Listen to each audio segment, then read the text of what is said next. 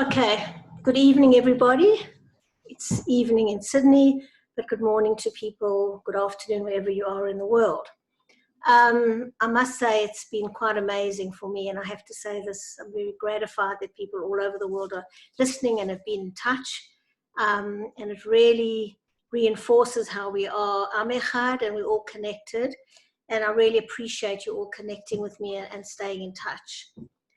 I'm going to be talking about worry, and it's an interesting word. And one of the reasons I decided to talk about it now is because a lot of people that I talk to or that I work with are coming to me now and going, well, now I've got something to worry about. Now you can't tell me not to be anxious about nothing. And it reminds me a bit about the joke, about the hypochondriac who dies and puts on their plaque, you see, I really was sick. So why I'm saying that is because I work with a population that is sometimes called the worried well. And when people use that term, it often has a little bit of a derogatory tongue, like they don't really sick and they don't really have mental health issues. It's a bit of also, I'm not working with a real population, but it is a bit about the kind of people who are worried, but they're really well. And that's not really a good way of seeing it, because people who are worried can't sleep at night, can't eat, actually have very unhappy lives. Whatever's going on in their real life, they can still feel very, very unhappy because their mind is taken up with their worries. So even though an outsider might say they're the worried well, it doesn't take away from the distress that people who are worried feel. And also, if you are a warrior, O-R-R-I-E-R, if you're a warrior, not a warrior, then you can set off anxiety, which is why I really want to stress it's so important to work on not being a warrior, because you actually are damaging yourself in many ways and can actually create anxiety. Because when you keep having negative thoughts, and especially over and over, you're thinking about how bad you feel, how horrible the world is, or what's going to happen tomorrow, that kind of worrying and catastrophizing can lead to anxiety. I'm sorry, my throat's a bit croaky. I don't know why. I'm absolutely fine. It just started now. So there's a difference between worry and concern. So not only do people say to me, worrying's not so bad, we're not saying you shouldn't be concerned. And a little bit later, I'll go through what it means to be concerned. But worry is something where you go over and over in your mind about either something you should have done better in the past or something that might or might not happen in the future. And our sages actually say that when a person is worried, they destroy their lives. You don't have a present. So if you're a person who, let's say, is always worried about the future, today, you're destroying today because you're worried about the future. And then when you get into tomorrow, which is the present now, you're worried about the future. So you never have a present, and you are destroying your life for yourself. Worry is very, very destructive. And ultimately, as I said, you can wire your brain that it becomes a habit. It can actually become very entrenched, that you no longer know how to think with a clear mind. And as I said, it can affect you physically, emotionally, it can affect your relationships. It's very, very difficult to live with yourself when you worry too much. So we want to differentiate between worry and concern. And I want to make it absolutely clear that worry is not helpful. It's not good. It's not something to aim to be. You don't want to be a worried person. But I also want to say that if you do worry a lot, it doesn't mean, you're just the worried well, and what are you going to a psychologist for? You don't need it. No, it can be very, very distressing.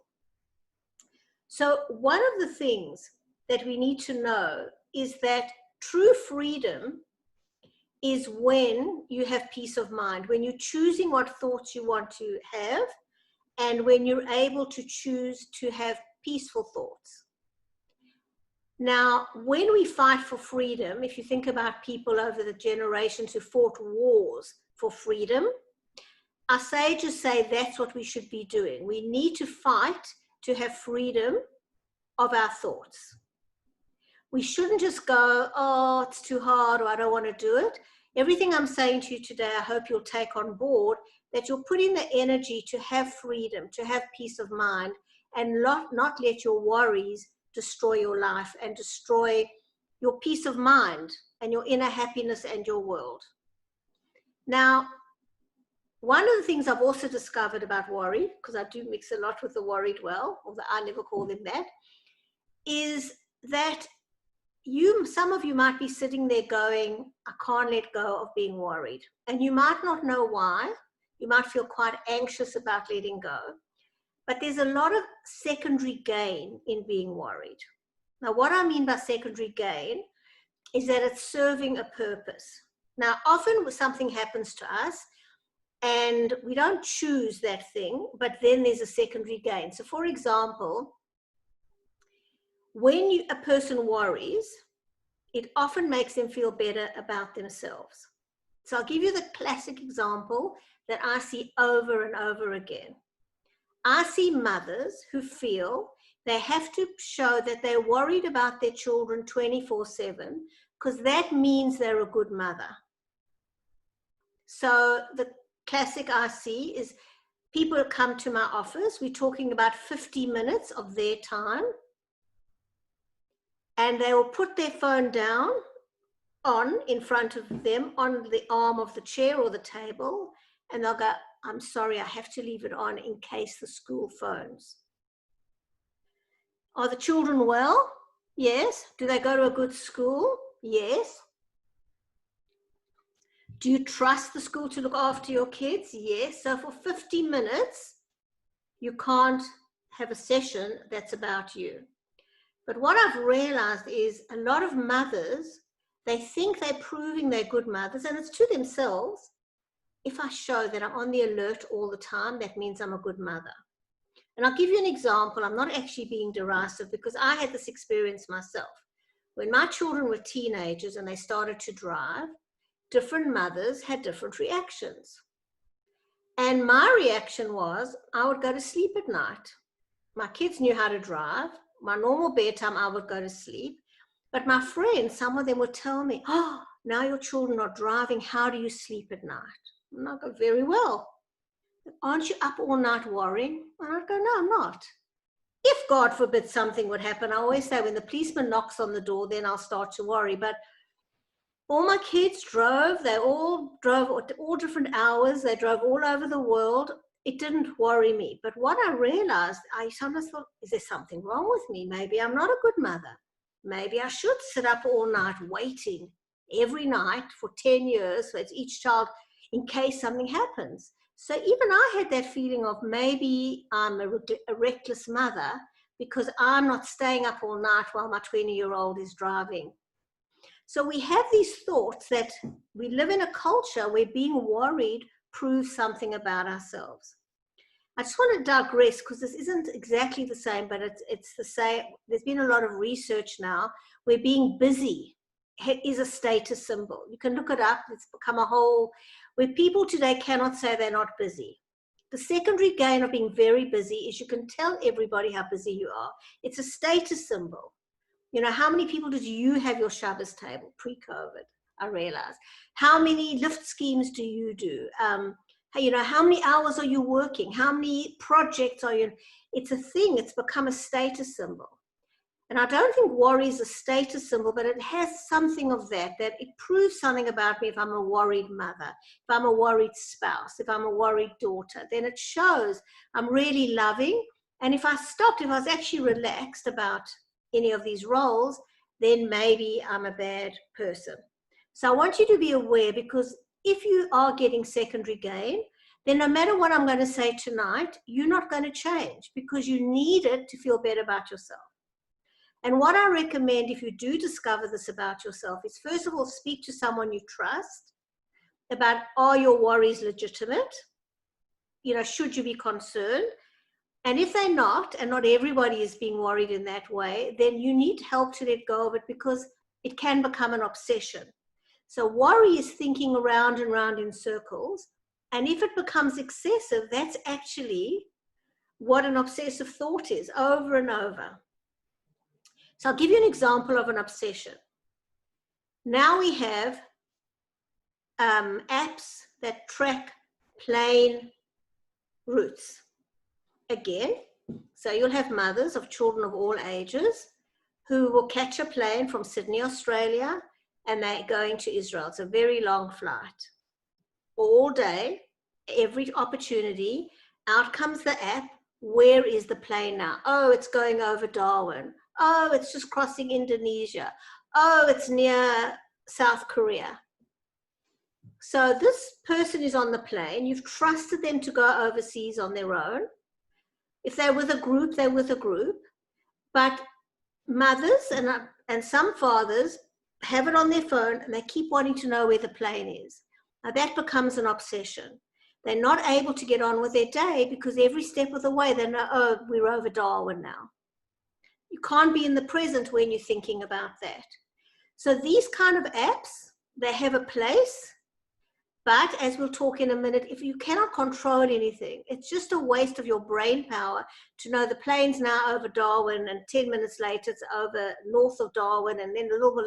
It's just obsessive thinking that is destroying your life. So that you would ask somebody and someone you trust, is there real concern or is it about me feeling really, a good mother? Another example I'll give you, because I run a lot of women's groups, I hear this. I was running a women's group and their oldest child went for the first time to Israel on IST. And she had a son. And what was happening was there was a WhatsApp group with all the kids and their parents. I don't know how many were on the group, but a lot. And she said all the girls were taking photos and showing their mothers what they were eating for breakfast. Photo, oh, we're having pancakes. And again, her son didn't, every 3 days he touched base with her. So she also started to feel, a bit competitive, a bit worried. Was there something wrong in the relationship? Because these mothers, their daughters were overseas, but the daughters didn't even eat a meal without the mothers worrying that they're okay and what are they doing and being, I'm not even talking about the over-involved part, but it's the, I've got to know, is she eating lunch? Is she eating well? Is she, oh, that's too many pancakes. That is not healthy. So if you have any secondary gain that your worry is giving you, you need to really think about it because then you need to work on your self-esteem so that you can let go of it. Another secondary gain I've seen a lot is this idea that I'm not stupid. So if everybody's worried about something that you can do nothing about and you go, well, I'm not going to worry about it, let's say like COVID, and you go, I'm going to leave that up to the experts, then sometimes you worry, I'm going to be seen as stupid. Other mothers are Googling and they're arguing with the experts and fathers are doing this and other people are going, I trust the experts. Well, if I don't worry what the experts are doing, then maybe I'll seem stupid. Another one is sometimes people feel I've got nothing to live for. If I'm not worrying about my children or my job or my husband or whatever, then what else have I got? So if I'm busy with this, it shows my life is full. If you like this busyness, I'm so full. I've got so many thoughts to worry about. And another one is sometimes it's an excuse for not accomplishing. So you have this a little bit with perfectionists. They would rather not do it if they can't get it perfectly. They're worried it's not going to be good enough, but it's actually an excuse. And this is a Torah idea. I didn't write down the name of the rabbi, but he says it comes actually from laziness. You don't really want to do it, and so you say, well, I'm worried. Or you ask someone to do something, and I'm worried I'm not going to be able to do it. So sometimes we use worry as an excuse so that we don't have to be accountable. So there are lots and lots of different secondary gain that worry will be doing for you, if that's the case. And I want you to really dig deep and think about what it is, why it's keeping you worrying, because unless you solve that, as I say, nothing that I'm going to say is going to make any difference because you need to hold on. You need to use it for something and it's serving a purpose. Now, when you worry, not only is it not concern and it's not helpful, it actually prevents good problem solving. So if I were to imagine that your brain, there's a center part, let's say the brain stem and the primitive brain, and over it, imagine there's a soft cushion, which is your neocortex, that does all the problem solving and whatever. Now, if the center brain is what's functioning and it's hijacking the rest of the brain, the majority of your brain can't actually function that well. And why I'm giving you this image is because you've got so much brain that can be doing so many interesting things that you are preventing by focusing on the worry. It's like, although your brain isn't a muscle, there's so many parts that you could be exercising and using and growing, and it's exciting to develop your brain. But instead, you're focusing on that primitive brain, oi, oi, oi, what if, and you're not able to use the rest. So you want to think about, it's like only, strengthening your biceps and not really resting the rest of your body. You need your whole body to be functioning and well and healthy, and you want your whole brain to be functioning and well and healthy.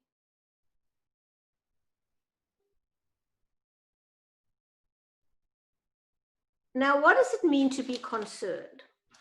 This is a time where we need to be concerned. I'm certainly, and who am I standing here saying, don't worry about COVID. Be concerned. And what does it mean to be concerned? To use your brain to actually find out what you need to do, go to authoritative websites, learn what safety behaviors there are, do whatever you need to do to stay safe. That's not worry, that's being concerned. If you've got a big decision to make, you need to take time to problem solve and plan it. This doesn't mean that, as I said, that one's stupid. You do what you need to do, but then you stop. It's not going around and around. So if you worry that you're going to get COVID, you find out how you've got to wash your hands, how far you've got to stand away from other people, what the rules in your state or town or suburb are, and you stick to them. And that's all. And then you free up the rest of your brain to be used in other ways. Because once you've done that, there's nothing more that you can do. And this is also one of the secondary gains, is we like to feel, we are created in God's image, and sometimes we like to feel that we can do more than we can. It's a false thing that if I learn enough, I'm in control. And a big part of being human is knowing not only are we not in control, but actually we're quite vulnerable. And this is a big thing that we've learned from COVID. Human beings, we think that we're so powerful. And then along came this virus that has completely turned the world upside down. Completely. And in ways that no one expected. So for example, we're now going through a second wave in Victoria, and they're coming out with more research about how this virus works, and it's different to previous viruses, and what it can do. It's all new. And the second wave, and is there going to be a third wave? There's all kinds of things we don't know. And we're really meant to get in touch with the fact that we're quite vulnerable. So we can say this is within our center of control. That's the Covey's expression. This is what I can do. But the rest, I have to leave. And in this forum, we talk about believing in God and having imuna, that God will take care of the rest, because it doesn't help for me to worry. What do I know? I'm not an immunologist. I'm not that's none of my field. So worrying about it all isn't going to do anything. We have to at some point hand over. And I want to just talk a little bit about this, because there's a fascinating book called The Lonely Man of Faith by Rabbi Soloveitchik. And I reread it, and I didn't touch on it last time when I spoke about loneliness, so now's my opportunity. Because it's really interesting. He talks about Adam and Eve, and he talks about when it's described in Bereshit, Adam is described twice. The first time, he's described as being created with his partner, with Eve. Man and woman were created together. And he's told to go out and subdue the world, to own the world and to run the world. He's in a way the master of the world. The second time Adam's spoken about, he's alone. And he names all the animals, and then he says to Hashem, I'm lonely. He feels his loneliness, and he turns to Hashem. And then Hashem puts him to sleep and gives him an operation. He has to suffer in a way for Eve to be created.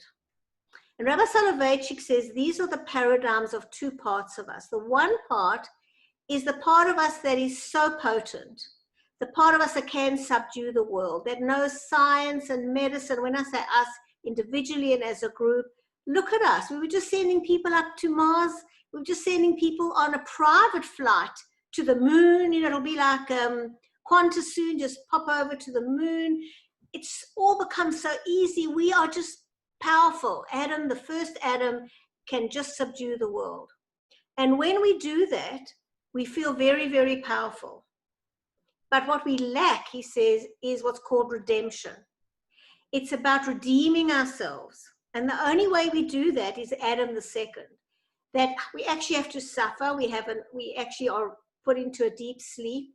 And the things that change us come through hardship. And so he gets Chava through that surgery, if you like. He gets his other partner, and she helps him to a large degree with his existential crisis. And we have those two parts. We have that powerful part where we know we can conquer the world. And then we have another part that is defeated. But in that defeat, it's when we know Hashem. It's when we know we can't do it. And we know nobody actually can help us. No one can take us through it except Hashem. And so this is the thing, when we're worrying, we're in Adam number one. We think if we just worry enough and talk about it enough and research enough, even though we know nothing about it, pass comments on it as if we're experts, that's Adam number one. Look at us, we control the world. But really, Adam number two is the one that helps us have an intimate relationship with Hashem. And as he says, it's redemptive in the sense that we redeem our soul. We redeem a whole other side of ourselves that is necessary to have a fulfilled life. Now, this is what this coronavirus has given us. It's all a gift. At the moment, it doesn't feel like a gift. But one of the gifts that we can already see is we can get in touch with our Adam number two, the part that needs Hashem and that knows we don't have all the answers. We can ask Hashem. We can say, I'm lonely. We can say, please help us. And then we hand over. But we're still in the Garden of Eden. We still need to enjoy the world, even when we're going through hard times, and know that Hashem is good. That's where our focus must be, not on worrying, because worrying is an illusion that we're doing something, but really what we're doing is destroying our lives. So it's a beautiful idea that we need to go through these hardships to connect to Hashem. But again, it doesn't mean we don't plan. There's a point at which we can function. There's a point at which we do. And then there's a point at which we hand over and we say, we can't do anymore. At the end of the day, we are humans. We come from dust and we need Hashem to help us.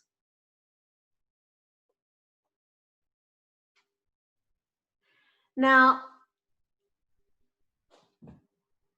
one of the things that worry tells us, and none of this is a criticism, you know, I always talk to myself as much as everybody, is that our emunah is not as strong as it's meant to be.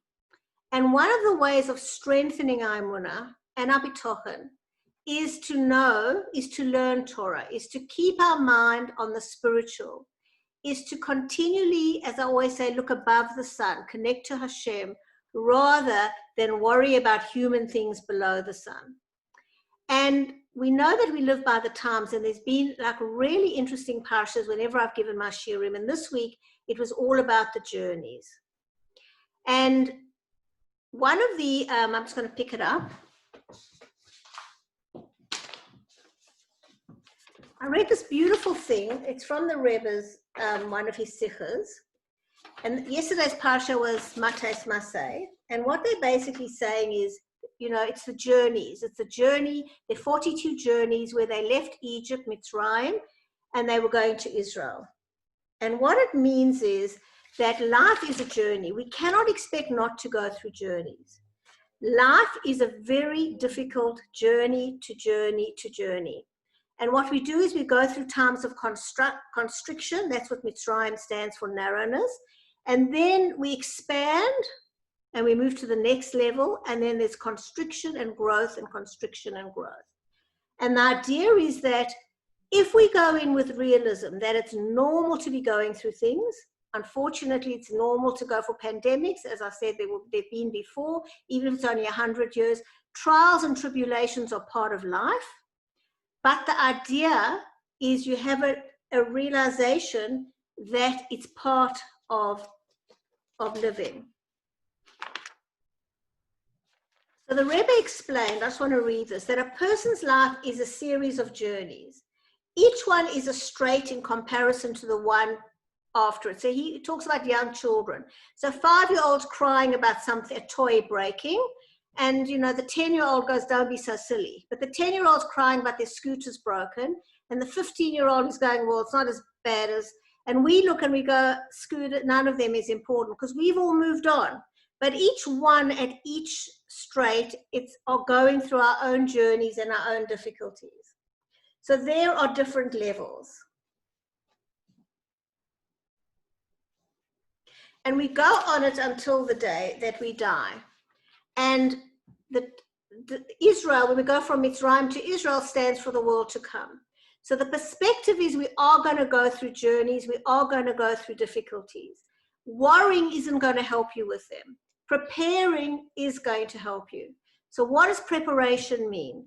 Preparation means that we spend our time growing spiritually, but also psychologically. We need to develop resilience. And resilience means the ability to cope. If we can cope with today, then we can believe that we can cope with tomorrow. So what skills do I need today that will help me for tomorrow? And the skills are always the same. One of the skills is focus on spiritual matters, not material matters. Secondly, build your strengths. So things like asking for help, working on yourself, realizing where you need growth and working on that. So if you have an anger problem and something brings it out for you, then you need to work on your anger problem. You need to work on the fact that you can cope with today. And whatever you need to cope with today is going to help you for tomorrow. That's a big difference between someone who's anxious or a warrior and someone who isn't. Someone who isn't doesn't believe, oh, nothing's going to go wrong, life is wonderful. They know life is full of troubles, but they believe in themselves. They believe that whatever Hashem sends me, I will be able to cope. And part of coping is I will go for help. I will ask for help. I will pray to Hashem. I will do whatever I need to do. But if I've got through yesterday and I'm getting through today, why am I going to destroy today by worrying about tomorrow? Let me rather just work on myself so that when tomorrow comes with whatever it brings, my 42 journeys, I'm going to be okay. Now, that again, that doesn't mean everything's going to be wonderful, but coping on a day-to-day basis is what gives you strength for the future.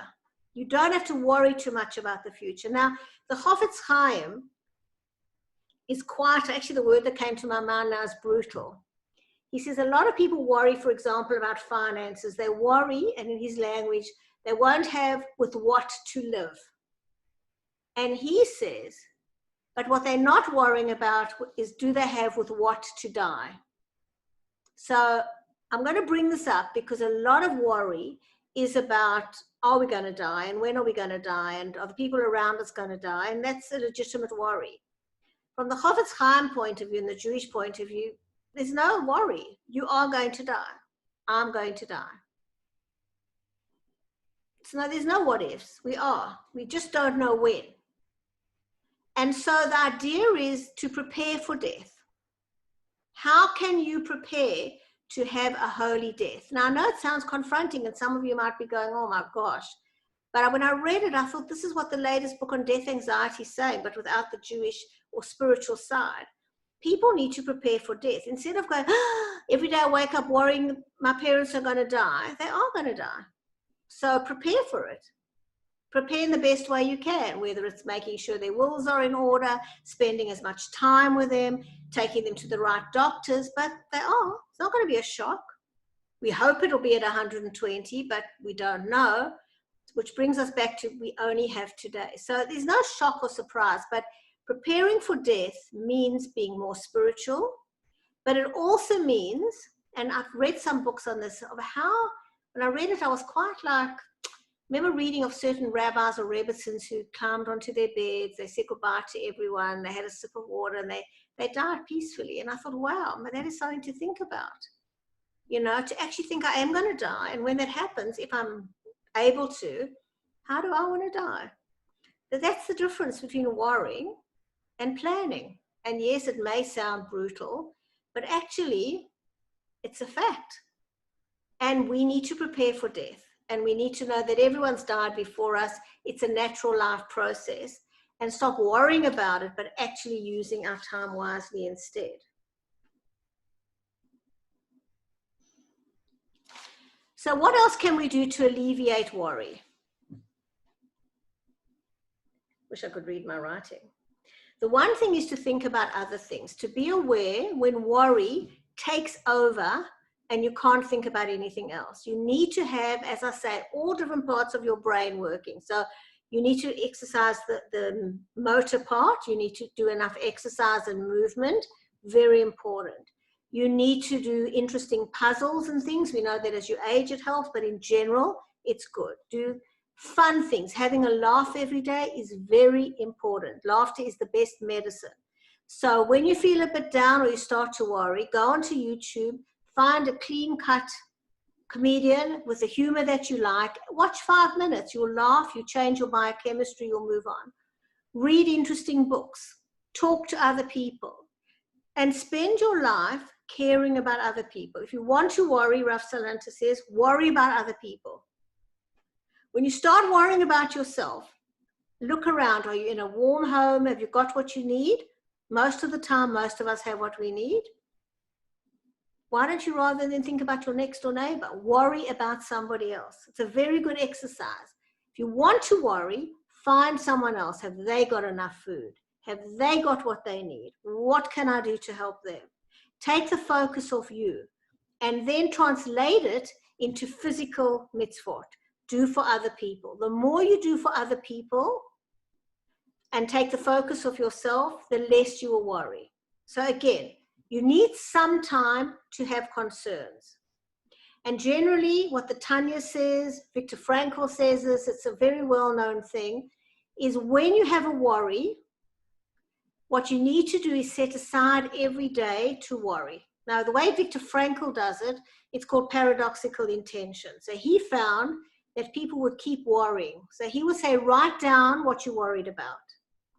And you tell yourself that at 8 o'clock at night is your worry hour. And then you sit down at 8 o'clock and you say to yourself, worry. And the paradoxical part is, on command, you won't be able to worry. So he did it as a therapeutic technique. But if you read the Tanya, the Alter Rebbe says the same thing. He says, if a thought comes into your mind, or worry comes into your mind, it's really the Yetzer Hara. And instead of trying to push it away, because it'll just come back harder, you don't say, go away, or I'm not going to think about it, because the Yetzer Hara is a very wily old man. He'll come in all different ways and guises. You go, you know what? I've taken that on board. You're talking to yourself. No one knows this is going on in your head. I will think about it at 8 o'clock tonight. That's my worry time. And what happens is the Yetzer Hara is happy to wait because you've said, I've taken it on board. And then you sit down at 8 o'clock and you take it on board and you think, I had a thought that I am a bad person. Now that could be the Yetzer Hara, but maybe you did do actually something bad. So then you use that as a time to go, not to then worry why, how. Okay, I'll make a commitment not to do that action anymore. I'm not globally a bad person, but I know why I felt that because I was rude to that person. This is what I'm going to do. I'm going to apologize. From tomorrow, I'm going to be different. And then you let it go. You don't have to go over it again tomorrow.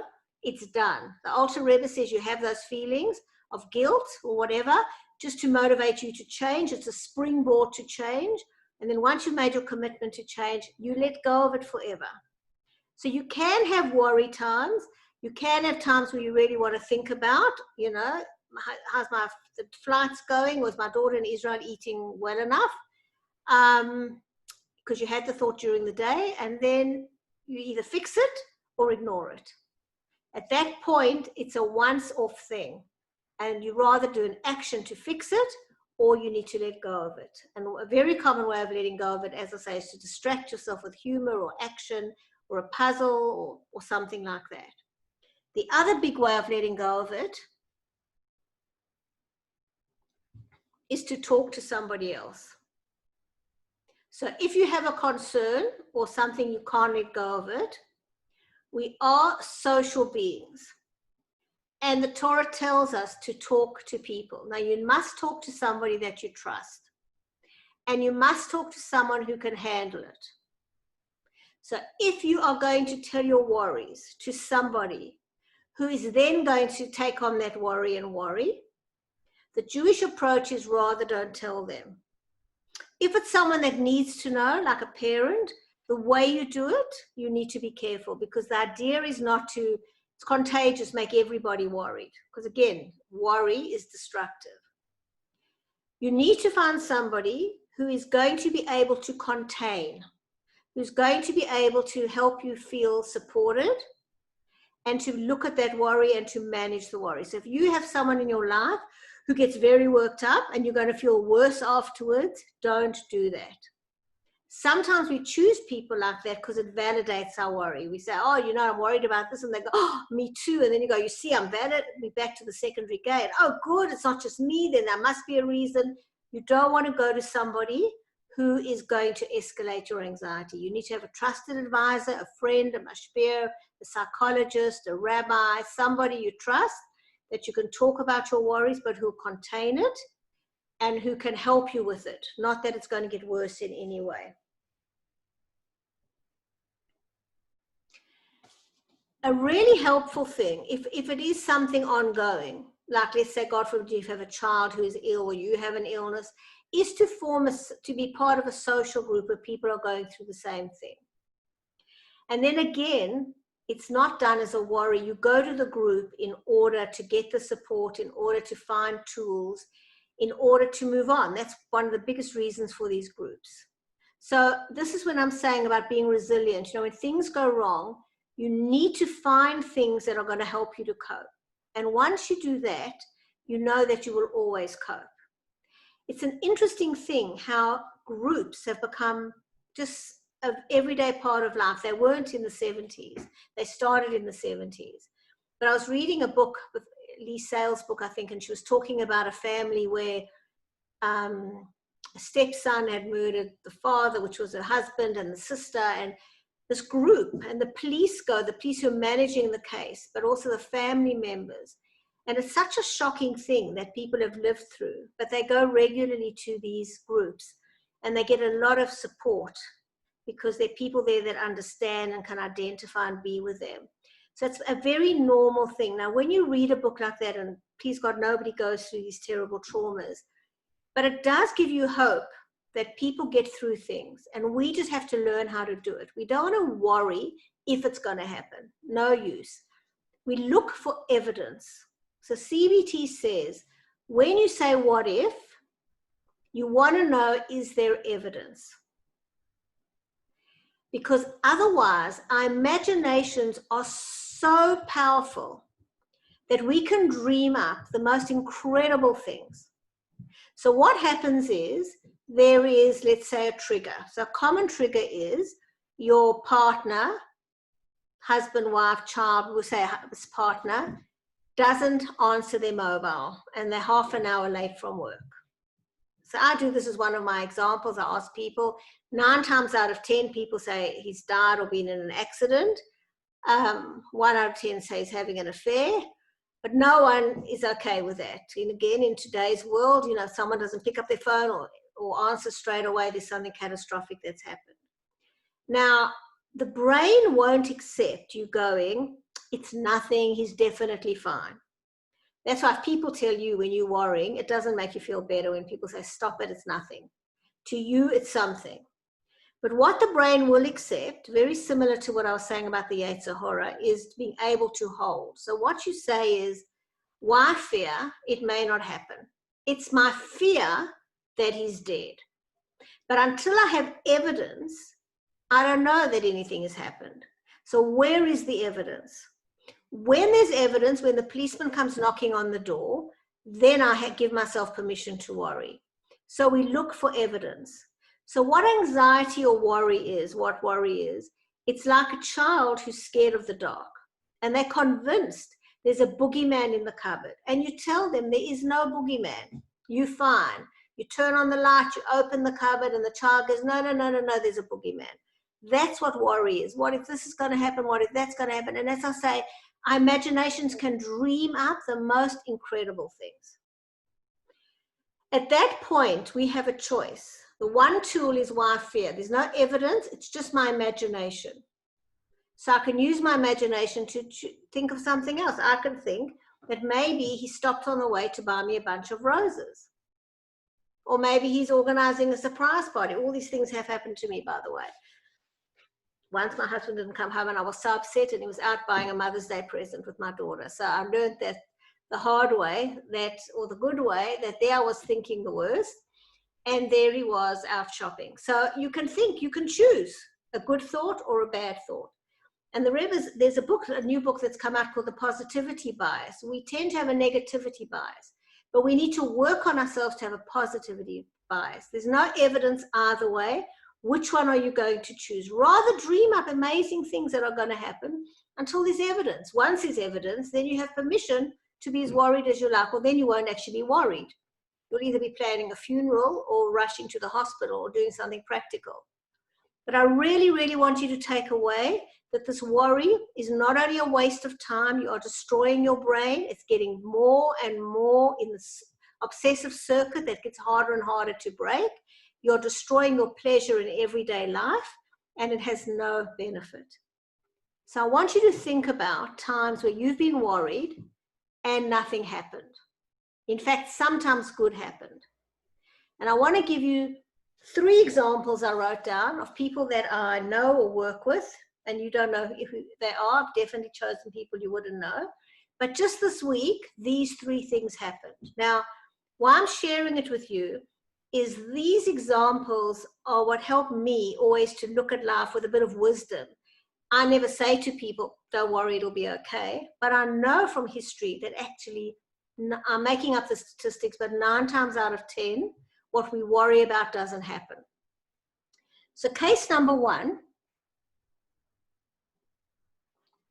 there's a woman who called me. I knew her years ago. And she called me one day in crisis. She had to have an urgent session. Why?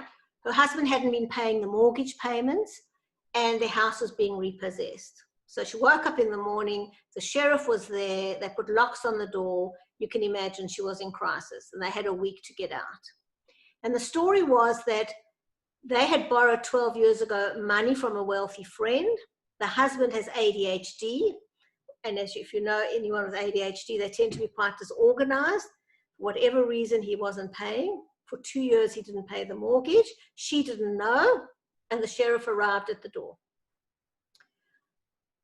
So they had to move very quickly. And to her credit, I wanted to, like, at times go, you're not angry with your husband, but I don't want to stir. She wasn't. She accepted he's got ADHD. She actually was very good about it. And they moved into a rental. On Thursday, she comes to my office and she says, I've got such an exciting weekend coming up. There's an auction, we're buying a house. But I thought you lost everything. Where she explains to me that what happened was they owed the guy who had the mortgage, who had the money, I don't know what the sum was, a certain sum of money. He then repossessed the house and he sold it. He took what was owed to him. He took all the lawyer's fees. But there was such a large sum of money left over because the house had appreciated, that for the first time in her life, she's a woman in her 50s, they had enough money to nearly buy a whole, now they're both getting to retire, they're in their 50s, 2-bedroom apartment in Sydney. It would never have happened if this whole thing, now I'm not making this up, these are people that this happened to. And she just said it was unbelievable. She said she's going to the auction with this huge sum of money. They might have a very small mortgage, but for the first time in her life, she's going confidently to an auction because she's got this chunk of money. So what seemed so bad was really good. And I hear these kind of stories all the time. And that's why when I talk about the journeys and the 5-year-old and the 10-year-old and the 15-year-old, as we get older, we need that wisdom. We can't tell our 5-year-old it doesn't matter, or our 10-year-old. But we contain it when someone is worried, because we know when you're 10, you won't worry about that car. And when you're 15, you won't worry about that either. But we never say it to a person. We just are calm about it. We don't get anxious about it because we know we go through journeys in life. And we see that most of the time, people do come out okay. Second example was somebody who had a very big HR role in a very big bank, and she left her work because she was being bullied and she couldn't find a job. And this is a time where jobs cannot be found. So she left it 2 years ago. She thought she'd get a job quite quickly. But because she had such a high position, she was struggling to find a similar position. Now, as it was going on, now getting close to 2 years, it seemed like it was more and more impossible to find a job. So I see her once a month. She arrives also last week. These are always fresh in my mind. And she says, you won't believe it, I've got a job. I'll be running these hospitals in this whole big section. I've got 15,000 people on HR. She runs this, she's called the general manager of this HR. And how did she get this? So this is a time when people are not employing. She said, someone that I worked with 10 years ago, and she said, I thought that we ended on a bad note, called me and said, there's a job in the company that I'm working for. She said, I had a very short interview process and I've got the job. I'm starting on Monday. So one sees these things and one has to put them into one's memory bank that these things are entirely possible. Why I'm mentioning it, because it's often people lose jobs and then, is at a time when it seems so unlikely it happened. Now, this is what will also help you with your worry. When anything like this happens to you, don't gloss it over and don't just think about it for a day. Put it in your memory bank. And if you think you're going to forget, write it down. So that the next time you start worrying, you'll have a whole list. You go, remember, I thought I'd never get a job, and I got a fantastic job. Remember when I thought my child would never get married, and they got married. Remember when I thought, you keep a list, and that's what gives you hope. That's what stops you worrying. You realize, I worried so long, and then it just, and once that worry goes, it's an amazing thing, you know, like pregnancy is a good example. You know, people struggle, and I'm not minimizing the struggle. And then suddenly you're pregnant and that problem's over. And a lot of our problems are like that, because this woman, they repossess, and suddenly she's got this money in the bank. It's that quick. So you think, why did I waste all that time worrying about it? The worrying isn't what made the miracle happen. The worrying isn't what changed anything. It was either the practicality, or it was definitely praying to Hashem. But worrying about it is not what have done it. And if you worry about something for 5 years, you have lost and destroyed those 5 years. I wanted to finish by just reading you something that I thought was very beautiful. It's a comment by Alicia Greenbaum about, it's called Just Passing Through, and again, it's in relation to yesterday's parsha. And he was saying, why are the Jews called the wandering Jews? And he says, there were 42 journeys in 40 years, which to me sounds quite a lot. But what he's saying is there were 11 in the first year, 11 moves. There were 11 in the last year. And then there were 19 in the next 38 years. And his opinion, it's not like they were moving all the time. I do think there were a lot, but I understand what he's saying. There were long periods where they stayed in one place. And he says he thinks what stability is not how often you have to uproot yourself, but how much you feel you've got personal control over your future. And this is what he's saying. How much personal control do you have? He says the thing is, even when they stayed for a long stretch, they had no way of knowing from one day to the next how long they would stay in a certain place.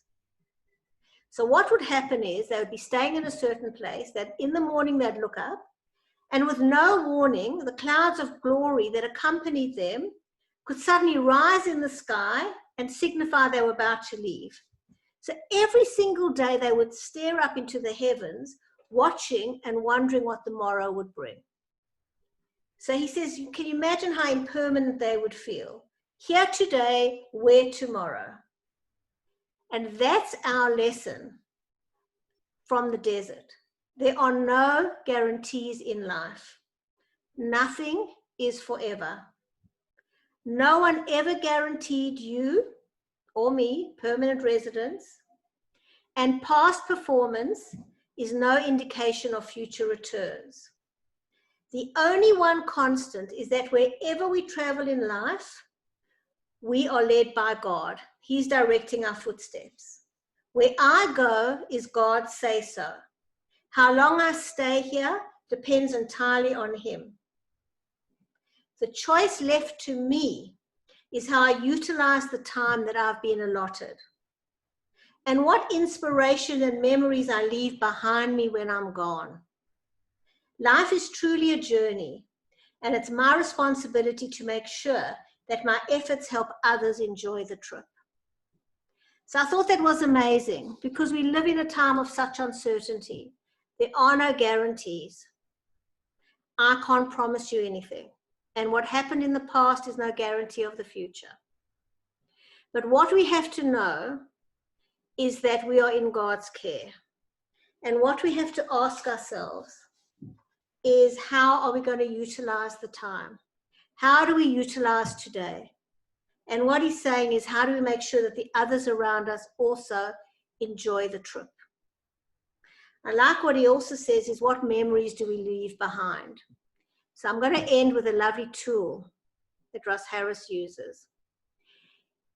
If I were to say to you, in 2030, if I was sitting face to face with you, and I would say, how would you have liked to have acted in 2020 during the pandemic? How would you like to see yourself as acting during the 2020 pandemic? Then that's how you choose to act now. You don't want to arrive at 2030 and go, oh, I didn't maximize my time. I didn't do this. I didn't do that. Think ahead. If you look back, what memories do you want to leave behind of this time? What growth do you want to use in this time? How can you maximize all the opportunities that this pandemic is giving us for spiritual growth? What we are going through, unfortunately, terrible, terrible things, is Adam number 2. Suffering, defeat, but through that we join with Hashem.